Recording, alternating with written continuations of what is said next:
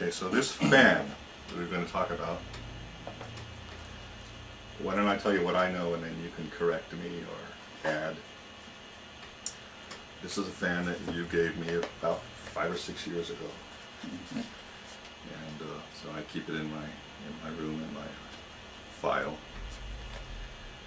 And it says on here, printed, to Colonel L.B. Loken, in memory of our friendship, 27 June 1952, in memory of our friendship, Keizo Hayashi, Senior Superintendent, Chief GGHQ, NPR-J. National Police Reserve, Yobi Tai in Japanese.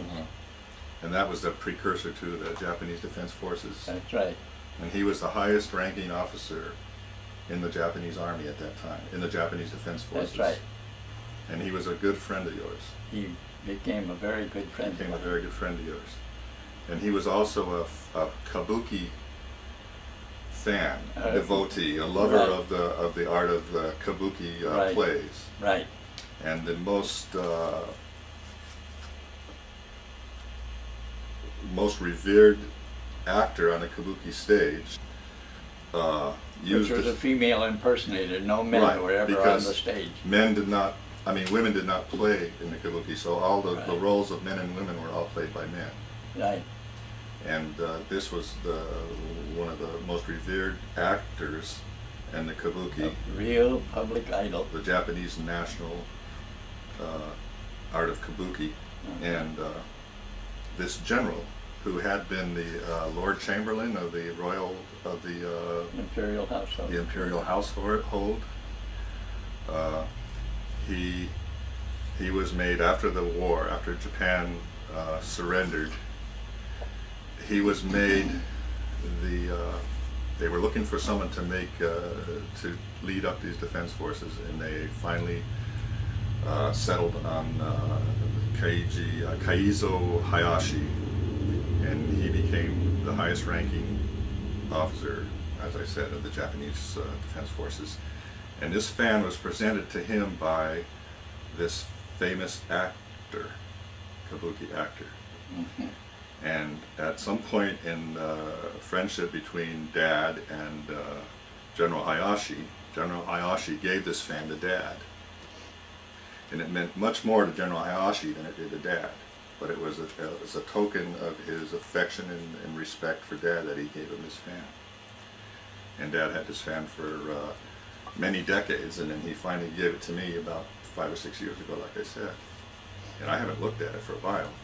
But it came in this box, and it has a case with a little, looks like a little ivory or something clasped there. And there. That fan was used in a kabuki play by that popular idol, Right. female impersonator actor. It was used on the kabuki stage. Right. Ooh, And this was the fan. wow, beautiful. They did all kinds of stylized movements with Oh, these. yes, And you attended some of these kabuki plays. Once. I attended a no play, but that wasn't on the stage. That was in General Namikawa's father-in-law's house, where I spent a weekend. And every movement that they make, every movement is planned. Every slight gesture and everything, drop of Yeah. the fan and everything. Yeah, you have to be a devotee of kabuki to understand it all. Right. And it takes years of practice and dedication, I guess, to be able to do that. You want to hold it? There's two sides to it. Both sides are Yeah. equally different. Floral. And leaves, those look like Yeah. they're trying to make maple, some kind of maple leaves on this side. And blossoms, like cherry blossoms or something on this side. The one So, thing I what else don't- is there about it that I might have left out, or something interesting about the whole thing? Well, one might wonder how I became such a friend, had such a friendly relationship with Hayashi. When the Korean War broke out, Japan had just adopted a constitution by popular vote that forbade Japan to ever rearm again. And shortly after that, at that time, General MacArthur was head of the United Nations forces in occupation Japan. And when all of a sudden the North Koreans invaded the South Koreans, wanting to unite the nation as a communist nation, in order to stop them from doing so, MacArthur sent all 4 of his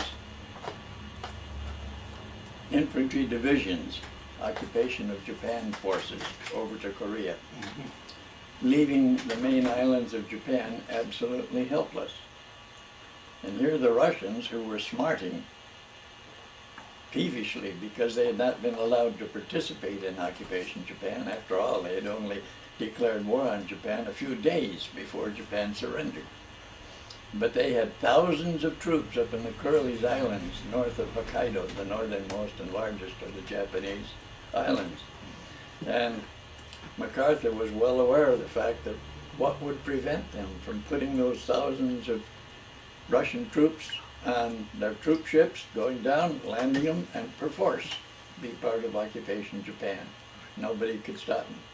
So he immediately directed Yoshida, who was the Prime Minister of Japan at that time, to establish a defensive force of some kind. It had to be top secret initially because of that newly adopted constitution that they would never rearm. So they put it in as a subterfuge of a national police reserve, which in Japanese is yobitai, and patterned after the Pennsylvania State Police militia.